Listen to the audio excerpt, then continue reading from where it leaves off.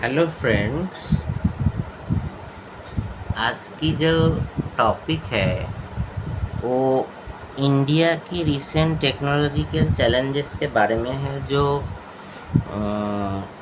190 Newton का जो thrust पैदा करने वाला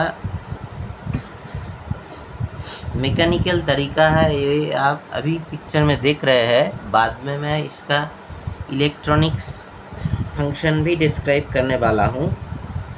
फिलहाल आप इस पिक्चर को देखिए और मैं इसको एक्सप्लेन करता हूँ कि एक फाइटर जेट या एक पैसेंजर एयरलाइंस को उड़ाने के लिए जितना थ्रस्ट का मतलब ज़रूरत है, वो क्यों कैसे अचीव किया जा सकता है, जनरल बेसिक आइडिया है, मैं बताता हूँ इसको। तो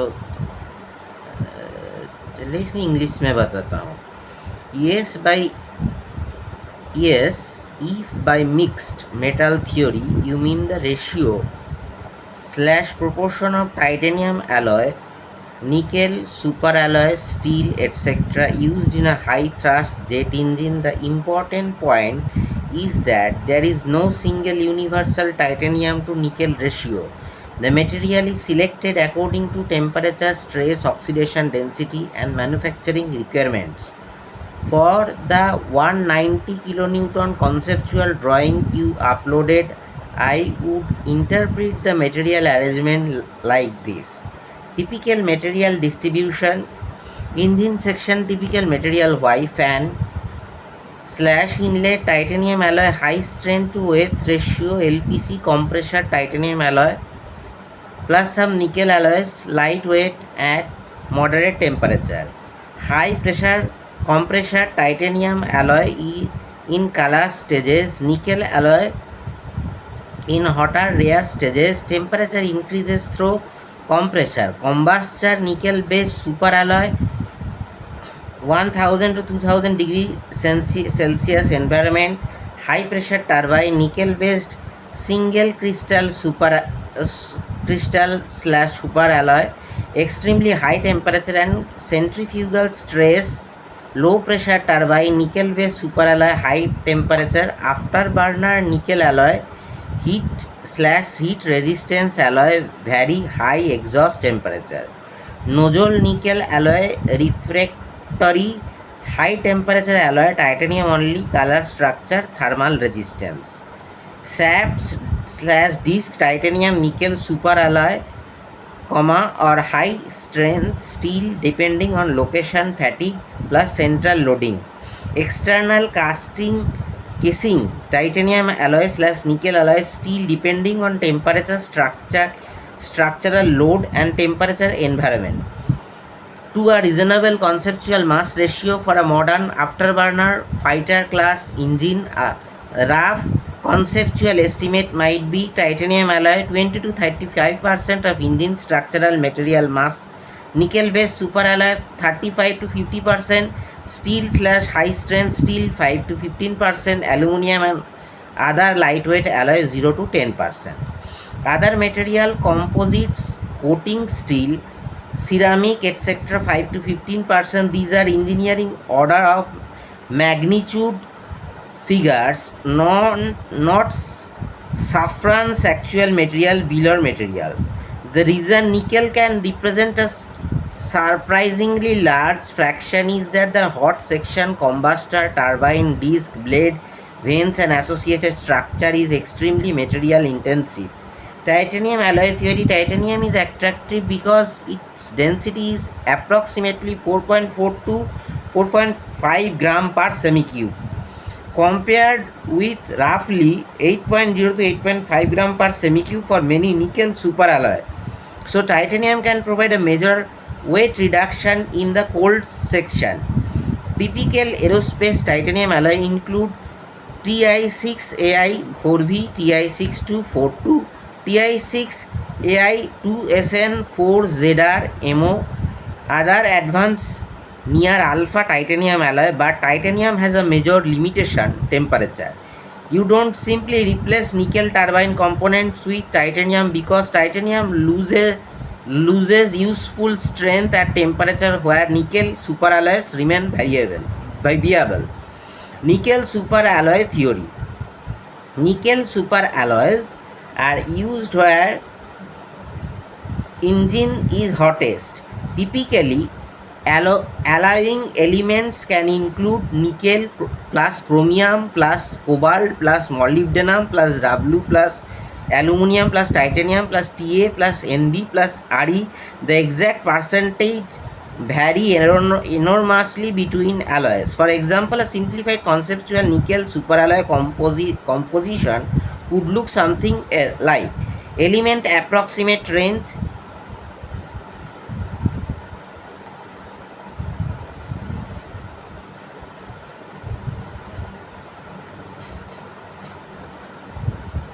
element approximate length lichen 50 to 65%, chromium 5 to 15%, cobalt 5 to 15%, tungsten molybdenum 2 to 10%, aluminum 2 to 7%, titanium slash tantalum niobium 1 to 10%, rhenium, hafnium, other additions small percentage. This is alloy chemistry, not the percentage of nickel alloy used in engine that is important discussion. The key engineering principle: think of the engine as temperature gradient: cold, hot, very hot. Inlet titanium plus nickel alloy, combustor nickel superalloy, high pressure turbine single crystal nickel superalloy, low pressure turbine nickel superalloy, afterburner slash nozzle. So the objective is not simply use more titanium. Thus engineering objective is use the lightest material that can safely survive the temperature, stress, vibration, fatigue and oxidation environment that at that particular location. For a 190 kilonewton class engine, this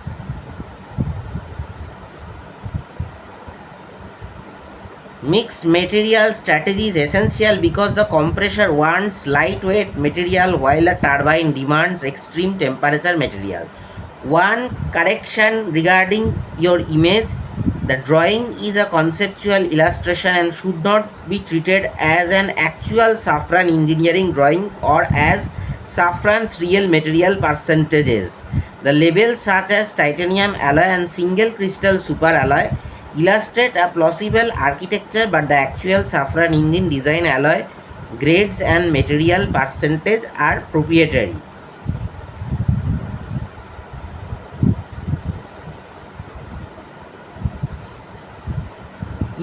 If you want, I can also make you a proper engineering material cross section showing exactly where titanium alloy, nickel superalloy, steel, ceramic coating and composite would be placed. 190 kilonewton class engine with a percentage by mass estimate temperature range for each section. So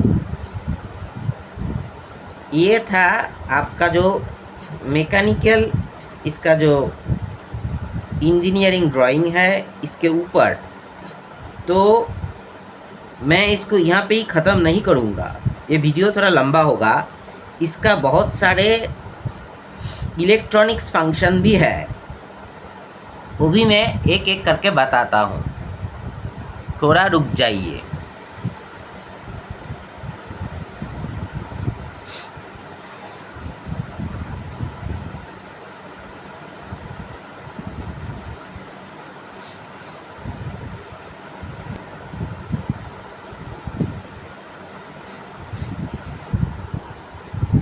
यहाँ पे इस image को ज़रा देखिए। ये जो image है ये थोड़ा आपका इंजन का तो मैकेनिकल पोर्शन होता ही है, मगर इंजन के सराउंडिंग्स में कुछ इलेक्ट्रॉनिक्स कंपोनेंट है, उसके बारे में मैं बताता हूँ। तो यहाँ पे क्या देखने को मिल रहा है, इसमें if you need this a clean engineering drawing format suitable for report presentation and maintenance training document. Here's more structural schematic. Jet engine system layout, airflow, main engine, inlet, low pressure compressor, high pressure compressor, P2 P3 pressure sensor. मतलब engine में कोई anomaly आ रहा है या नहीं आ रहा है, ये यहाँ पे चेक किया जाता है। अगर कोई एबनॉर्मल आया तो पायलट में कॉकपिट में अलार्म बज उठेगा, तो उसको जल्दी कोई ना कोई सुरक्षित एयरपोर्ट में उतरना होगा। तो उसके बाद क्या होता है, एनुलर कॉम्बस्टन चेम्बर, फ्यूल इंजेक्टर। आप जानते होंगे कि एक बाइक को चलाने के लिए भी फ्यूल इंजेक्ट करना पड़ता है कॉम्बस्टन चेम्बर में। उसके पास EGT/TGT सेंसर लगा हुआ रहता है। फ्यूल मीटरिंग भाल्व, कितना फ्यूल किस समय में इंजन का कम्बस्टन चेम्बर तक पहुंचाना है, ये computer program guided fuel metering valve तय करता है। जैसे कि पहले एक हवाई जहाज़ को एयरपोर्ट में स्टार्ट करने से शुरुआत में 25% ऑफ फ्यूल दे सकते हैं, उसके बाद थोड़ा 50% बढ़ाइए। फिर जब हवाई जहाज़ अपना रनवे में रफ्तार पकड़ लेने का समय आ चुका होगा 150 किमी/आवर, तब फ्यूल पंप को फुल कर दीजिए 100%। फिर है high pressure turbine, low pressure turbine, exhaust nozzle, rotor stator alignment, compressor section, air flow, stator rotor stator. मतलब यहाँ पे क्या होगा, हवा ये स्टेटर रोटर इस साइकिल में जाते हुए मोर कंप्रेस होता रहता हो जाए, माने कंटिन्यूअस हो जाएगा ये प्रोसेस। तो इसमें क्या होगा, एयरक्राफ्ट के अंदर एक तो ड्राई थ्रस्ट होता है, एक वेट थ्रस्ट होता है। ड्राई थ्रस्ट मतलब कंप्रेस एयर के अंदर फ्यूल मिक्स करने से एग्जॉस्ट में आग लग जाएगा, धक्का देगा प्लेन को आगे। और वेट थ्रस्ट क्या होता है, आफ्टर बर्नर, एग्जॉस्ट निकलने के बाद भी वो इसमें एक्स्ट्रा फ्यूल इंजेक्ट करके स्पार्क प्लग के द्वारा एक्स्ट्रा फ्यूल को जलाया जाता है, एक्स्ट्रा थ्रस्ट पैदा करने के लिए। तो फिक्स्ड स्टेटर रोटर क्या था, स्टेटर होता है फिक्स्ड, रोटर होता है रोटेटिंग। तो साइकिल क्या है, fix rotating. Guide veins compress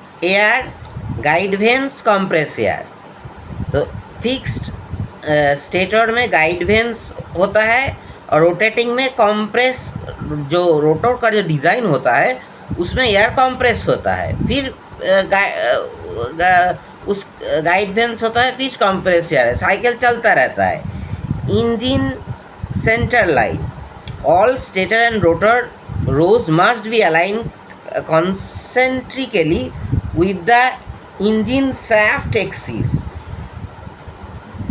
मतलब एक एक्सिस में होना चाहिए। Dual spool shaft arrangement, lower pressure system, lower pressure compressor, lower pressure turbine, lower pressure shaft, high pressure system, high pressure compressor, high pressure turbine, high pressure shaft. यहाँ पे low pressure shaft, high pressure shaft से synchronisation में रहेगा। Starter and air driven gear box, APU, मतलब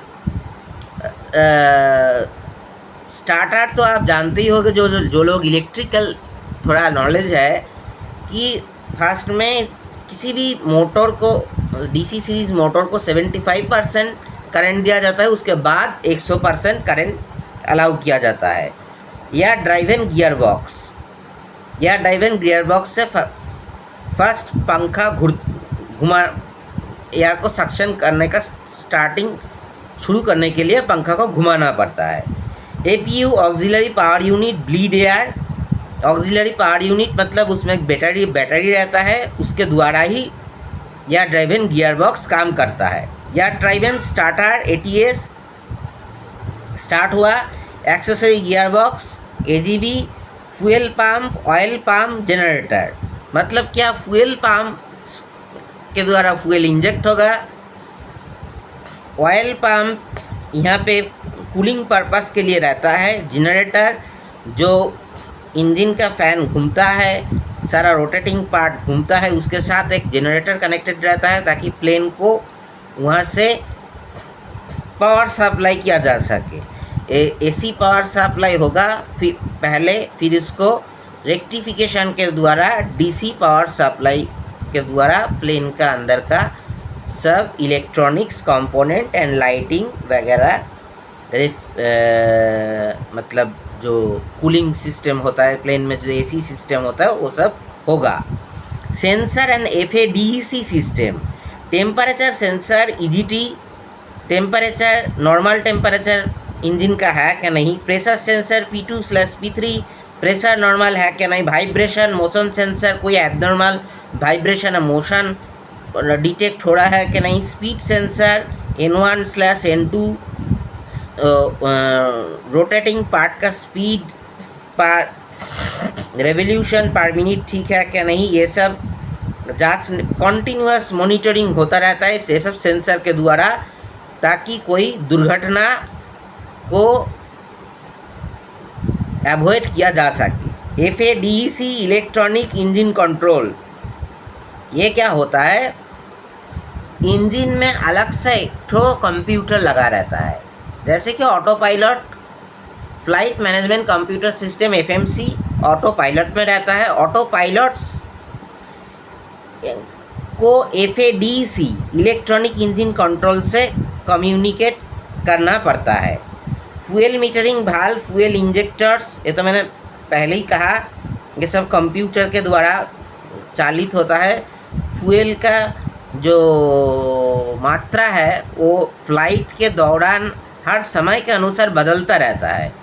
fuel metering valve उसका काम करता है। फ्यूल इंजेक्टर फ्यूल को एक तो क्या कर स्प्रे के फॉर्म में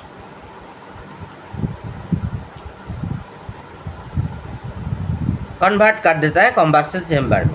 cockpit electronic display unit N1 RPM N2 RPM, मतलब दोनों इंजन का RPM का डेटा डिस्प्ले में प्रोवाइड करता है। EGT TIT पहले ही कहा आपको, फ्यूल फ्लो ठीक हो रहा है कि नहीं उसका मेजरमेंट डिस्प्ले स्लो करता है डिस्प्ले में।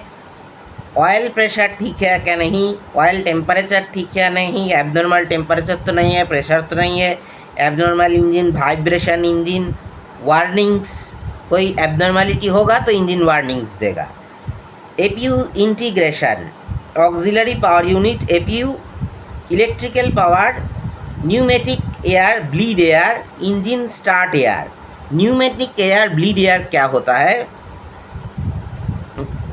इसमें मैं एक्सप्लेन कर देता हूँ। This layout represent a typical FADC control two spool gas turbine aircraft engine with auxiliary power unit, fuel system, starter system, accessory gear box, sensors, compressors, combustor and turbines in an engineering document style। तो यहाँ में pneumatic air bleed air, इसका काम क्या रहता है, ये जब प्लेन को किसी वक्त इमरजेंसी वक्त ग्लाइड करना पड़ता है, प्लेन के नीचे एक तो पंखा रहता है, वो ऑटोमेटिकली एयर फ्लो से घूमता रहता है, उससे प्लेन कहीं हद तक ग्लाइड करते करते सेफेस्टली कहीं दुर्घटना अवॉइड करने के लिए सेफेस्ट एयरपोर्ट में उतर सकता है। तो ये था पूरा का पूरा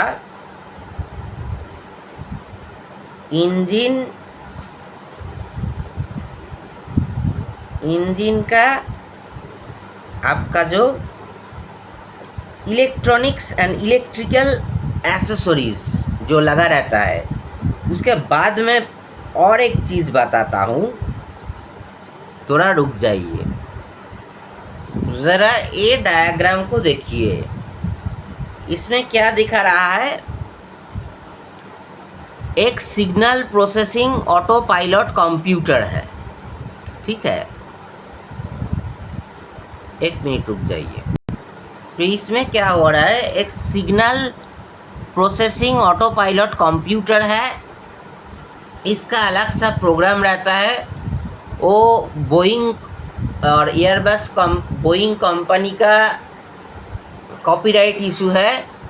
वो 30 लाख लाइन से भी ज़्यादा प्रोग्रामिंग का सोर्स कोड है, वो पब्लिकली अवेलेबल नहीं है, वो मैं आपको नहीं बता सकता कॉपीराइट के दौरान। तो इसमें क्या होता है, signal processing auto pilot computer है।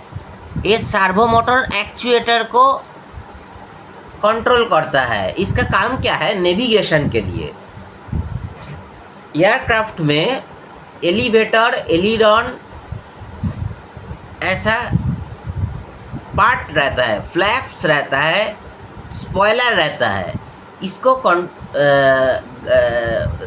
वे निर्धारित वे पॉइंट के अनुसार फ्लाइट को ऑटो पायलट के द्वारा उड़ाने के लिए ये ऑटो पायलट जब ऑन हो जाता है, ऑटो पायलट का प्रोग्राम ऑटोमेटिकली काम करना शुरू कर देता है सर्वो मोटर को।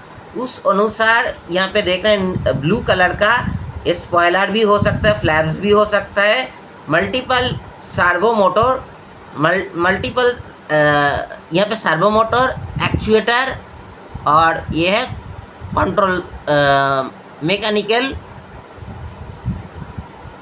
कपलिंग। तो इसको ये कंट्रोल करता है। ये सिग्नल प्रोसेसिंग ऑटो पायलट है दिमाग, और ये है इसका हाथ पैर। तो ये दिमाग हाथ पैर को जैसा मूवमेंट देगा वैसा ही करेगा। तो इंसान वैसा चल डायरेक्शन पता करता है, तो प्लेन भी हवा में वैसे ही डायरेक्शन पता करता है। तो इसमें जो येलो कलर का देख रहे हैं आप, ये फीडबैक सिग्नल, मतलब ऑटो पायलट ठीक तरह से काम कर रहा है या नहीं। ऑल्टीट्यूड सेंसर, रेड जाइरो, ये तो रहता ही है। 6 पैक्स ऑफ एयरक्राफ्ट में आपने पढ़ा होगा, जो सिस्ना एयरक्राफ्ट होता है, ट्रांसड्यूसर, तो ये फीडबैक का काम करता है। By chance auto pilot computer fail हो जाए, तो फीडबैक सिग्नल में कोई गड़बड़ी आ जाए, तो वो तुरंत ऑटो पायलट डिस्कनेक्ट होकर मैनुअल जो फ्लाई बाई वायर सिस्टम होता है हवाई जहाज़ का, वो पकड़ लेता है। तो यहाँ पे एक मिनट,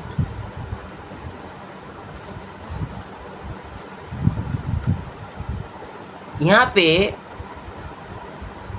शायद देखिए, इसको मैं थोड़ा बड़ा कर देता हूँ।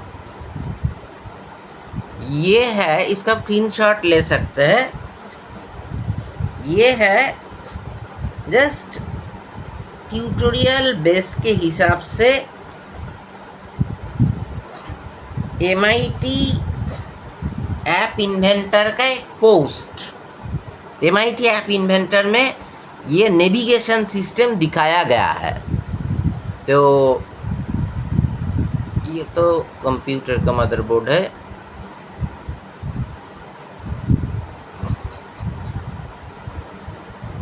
एक ये प्रोग्रामिंग है, इसका स्क्रीनशॉट ले सकते हैं।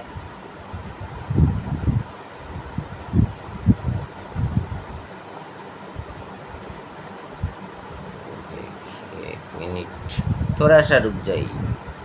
ये देखिए, यहाँ पे एक नेविगेशन सिस्टम इस कोड के द्वारा MIT ऐप इन्वेंटर सॉफ्टवेयर में किया गया है।